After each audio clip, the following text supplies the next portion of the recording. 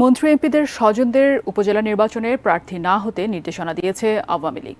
তৃণমূলে এই নির্দেশনা পৌঁছে দিতে কাজ শুরু করেছেন দলের সাংগঠনিক সম্পাদকরা।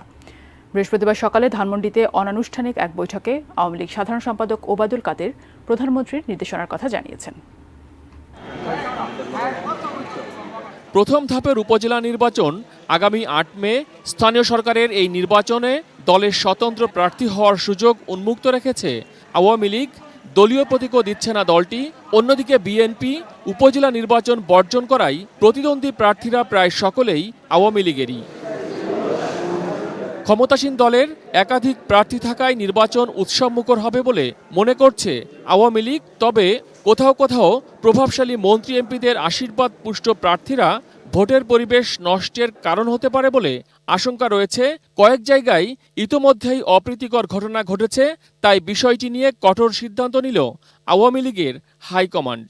এমপি মন্ত্রীদের আত্মীয় স্বজন ছেলে মেয়ে যাতে নির্বাচনে না অংশগ্রহণ করে, কারণ তারা নির্বাচনে অংশগ্রহণ করলে জনগণকে প্রভাবিত করতে পারে, নির্বাচন প্রশ্নবিদ্ধ করতে পারে, এইগুলো হতে পারে। এই কারণে হয়তো মাননীয় প্রধানমন্ত্রী বঙ্গবন্ধুর তনয়া একটি ভালো নির্বাচন, একটি গ্রহণযোগ্য নির্বাচন এবং জনগণের পছন্দমতো প্রার্থী যাতে যাচাই করতে পারে, এই কারণে হয়তো এই নির্দেশনা দিতে পারে। প্রথম পর্বে ১৫০ উপজেলায় ভোট হবে, যেখানে অন্তত ১৪ উপজেলায় মন্ত্রী এবং সংসদ সদস্যদের সন্তান, পরিবারের সদস্য বা নিকটাত্মীয়রা চেয়ারম্যান পদে প্রার্থী হয়েছেন।